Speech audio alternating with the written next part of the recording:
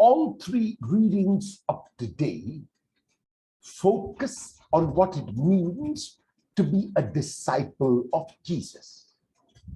If in the first reading, Paul includes Gentiles as those who are also called to be disciples, in the gospel text, Jesus speaks of disciples as those who listen to the voice of the shepherd. The second reading speaks of showing in action rather than words that one is a disciple. And this is from the book of Revelation. The final verse of the gospel text of today, the Father and I are one, summarizes beautifully what discipleship means. It explicates and explains the relationship of Jesus and God, but as well as the relationship of the disciples with Jesus. The oneness which Jesus shares with God is acted out in the whole gospel. Jesus speaks God's words, he does God's deeds, and he makes God known as no other before him had ever done. Jesus is thus the manifestation, the revelation of God's unconditional and eternal love for the world. God sent Jesus and gave him to the world to show, on the one hand, that God would hold nothing back from the world, and to show, on the other hand, that it was possible for every human being who encountered Jesus in any way to share the same relationship which Jesus shared with God, because Jesus had made this relationship so open and so accessible. In Jesus, the world was able to witness who God really is and what God is like. Disciples of Jesus who walk the same path can also reveal Jesus, and so in their revelation of Jesus, they reveal God. This revelation of Jesus is what Paul invites the people in the synagogue to do. However, here, like in the case of the voice of Jesus, there is no coercion, there is no pressure, there is no force from without. The response has to be from within, and the response has to be free. Like the sheep who hear the voice of Jesus and follow him, the people in the synagogue must decide if they are willing to follow. Since those to whom the voice was first addressed reject the shepherd, others are invited to follow. Thus, it is not primarily external identification marks that will determine a disciple, rather one who shows in action that he or she wants to follow. Actions, as they say, speaks louder than words, and our faith, our belief, what we verbally proclaim has to be lived out in our lives. This action is narrated in the second reading from the book of Revelation, which speaks of those who dared to follow unconditionally and had to pay their price for standing up to the truth.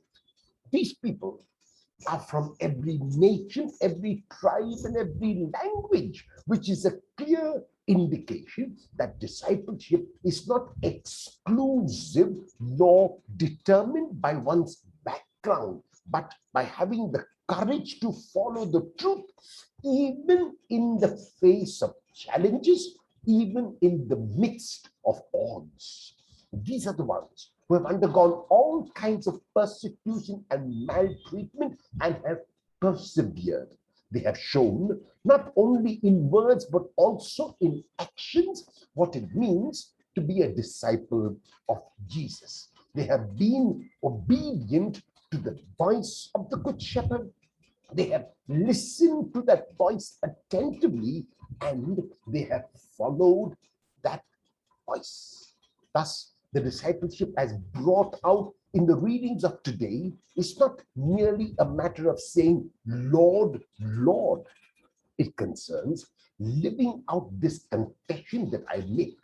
To live out such a confession means to live as Jesus did and to manifest God as Jesus did. The unique way in which Jesus revealed God is as unconditional forgiveness and love. A forgiveness which keeps no condition whatever. This is why the God whom Jesus revealed is not a God who needs merely external worship and praise, but a God who looks at the heart, who looks at what is within. This is because it is a God who loves first, not a God who wants us to love him, but we love him because he loved us first. God does not need one to do anything to gain that love because it is a love given gratis, a love given freely. One cannot acquire or merit such a love or ever be worthy of it. One cannot earn such a love. However, one can show that this love given freely has been received and accepted if one dares to share this love with others. The sharing is a revelation and a confirmation that the love which God gives has been received in one's heart. This sharing of love was what the incarnation, mission, life, death, and resurrection of Jesus was all about.